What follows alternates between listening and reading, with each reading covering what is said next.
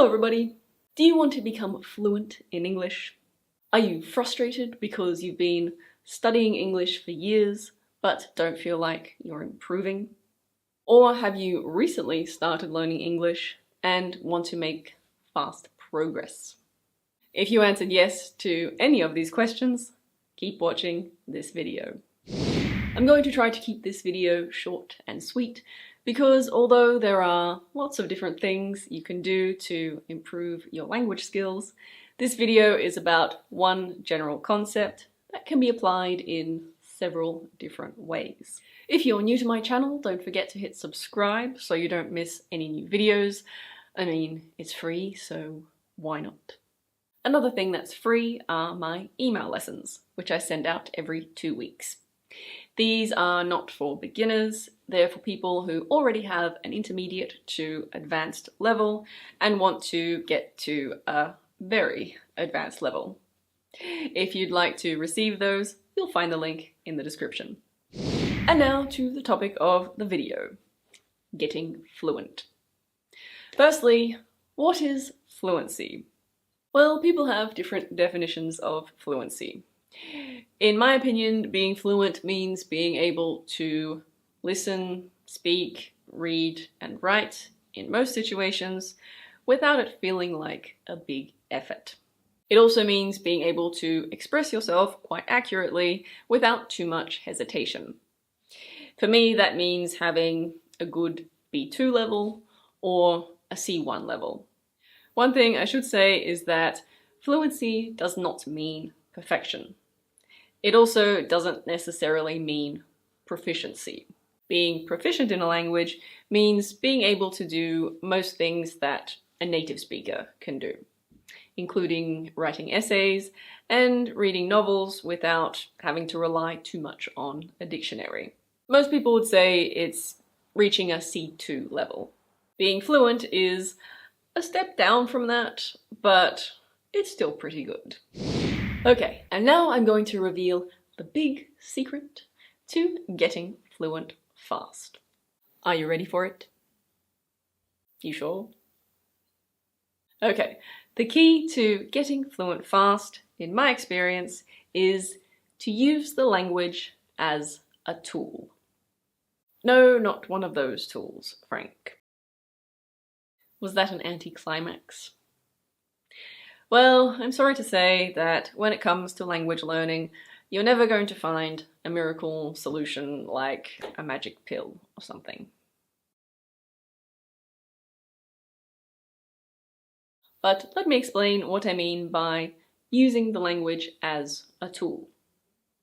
This essentially means using the language to understand things and/or express yourself, and not just seeing the language as a theoretical subject that needs to be studied.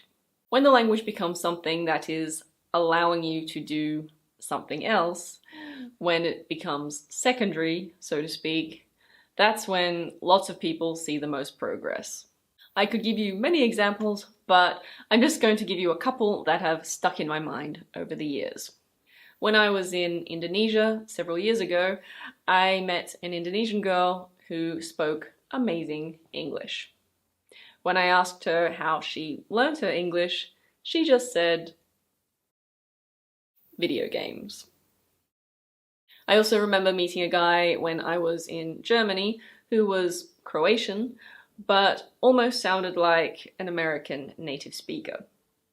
When I asked him why his English was so good, his answer was movies. In fact, he was in Berlin for a film festival. He was just crazy about movies. Some people might say that watching movies is very passive and that it's not going to help your speaking, but in my experience, people who listen to English a lot over a long period of time usually don't need a lot of practice to improve their speaking. So yeah, don't underestimate the power of regular listening practice. One example from my own life is when I went from high school to university, and all of a sudden my French and German classes were taught in French and German. I also had to write assignments in those languages, and not just short passages on my pets or what I did on the weekend. My language skills started to improve quite quickly. What are some other examples? Well, one obvious example is putting yourself in a situation where you're going to speak to people in English. That might be by spending time in an English-speaking country, or perhaps working in an English-speaking environment. But yes, I know not everybody is able to do that. However, we now have this wonderful thing called the internet. Here are just a few things that you can do on the World Wide Web. Join online communities and participate in discussions. By doing that, you might also make friends with people and then have spoken conversations with them. Take an online course in English on a subject that interests you. And in case you're thinking, that's expensive, well, lots of online courses are actually very cheap. For example, courses on Udemy or Skillshare, and some online courses are even free. For example, on the website Coursera. I'll put the link in the description. And as I mentioned before, there's also the option of playing video games.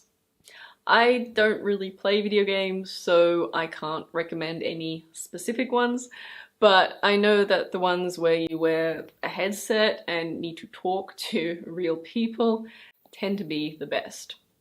I gave the example before of the girl in Indonesia, but I've actually heard lots of other people say that they improve their English by playing video games. There are other things you can do. It really depends on what your interests are, but the most important thing is to find a way to incorporate English into your life so that it's a tool for doing something else. I hope you found this useful. If you did, don't forget to hit the thumbs up. And if you have any other ideas on how people can use English or any language as a tool, please leave a comment in the comment section. See you next time. By using the language.